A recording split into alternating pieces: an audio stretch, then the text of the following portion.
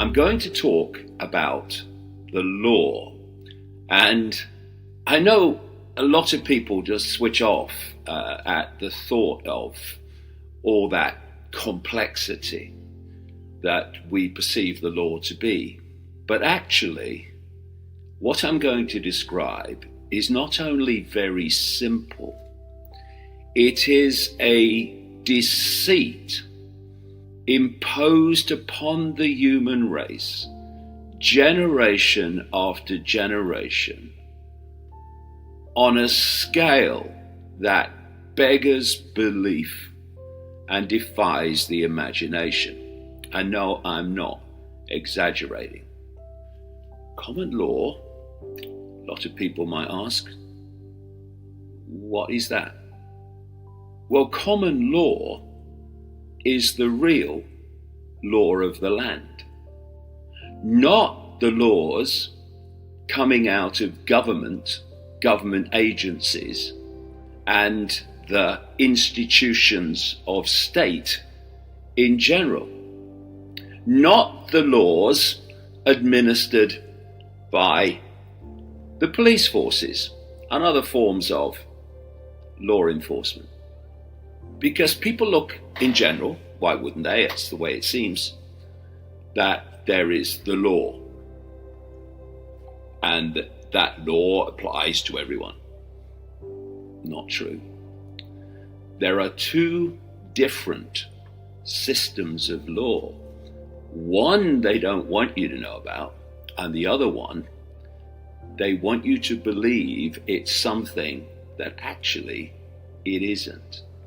And this appreciation of the difference between common law and what is called statute law offers a way to disconnect yourself and, it seems, your business from the impositions of law imposed currently in order nonsense by governments and its agencies. A little bit of background about where statute law, the law of government, actually came from and what it is. So, common law is a very simple system of law, which includes basically do no harm. And if you keep within the parameters of do no harm, then common law is all fine and dandy with that. But then there's another set of laws called statute laws. Where did that come from? Well, long ago, the system of law we now call statute developed when countries started trading with each other, and the merchant ships and the sail ships were going around the world, and commerce on a ever increasingly global scale began to emerge. And they developed laws, corporate laws only applicable to corporations in this trading system. And the flag on the ship was, for instance, very important, because whatever the flag the ship was flying indicated the law that applied when you entered that ship. And this became known as the law of the sea, admiralty law, and it very much connects into the systems of Roman law. But there then came a time when the cabal, the global cult, wanted to usurp, override, and effectively cast aside common law, which is nothing to do with government, and replace it with statute law, which is the law of contracts. Statute law, what was the law of the sea, has to have two corporate entities, two or more, and they have to contract with each other for one to have jurisdiction over another. There has to be agreement. That is the law coming out of governments all over the world. It's the law of contracts. And if you don't contract with them, and they have any word tricks and mind tricks to make you do so, but if you understand it, you can stop. If you don't contract with them, these laws have no jurisdiction over you. So what they did was they took the law of the sea, the law of contracts, corporate law, trading law, and they brought it ashore. And they imposed it upon the population. Well, the population thought, oh, this is just governments making law. No.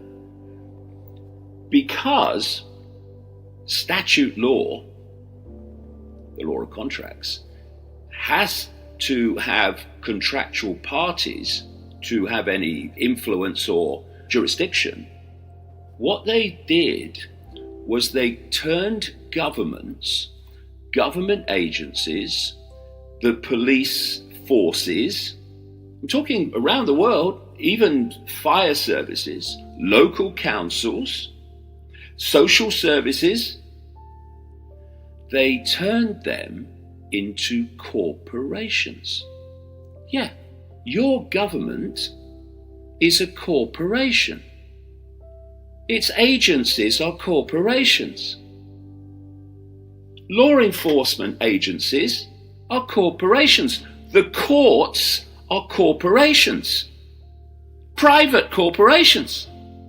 And they had to be made so because under statute law, law of the sea, it only applies between contracting corporations. They use a lot of the law of the sea terms in their legalese for statute law. Why do you think that the accused person in a court stands in a dock? It's all a throwback to the law of the sea, which has been brought ashore. When I went to America, I've been to America before, but I went to America for the first time to talk about all this global conspiracy in 1996. And I traveled for 3 months, which is as much as I could, on the visa. I went all over America, talking to nobody at the time, but I gleaned so much information. What I noticed was that if I went into a federal building, or I passed a federal building, or if I went into a school, I spoke in a school once, and there it was, then I would see the president making a speech, and behind the president was the same thing. What? It was a American flag, but with a gold fringe around it. What's this gold fringe deal on the American flag in all these places? Well, that question can be answered by, what does the gold fringe indicate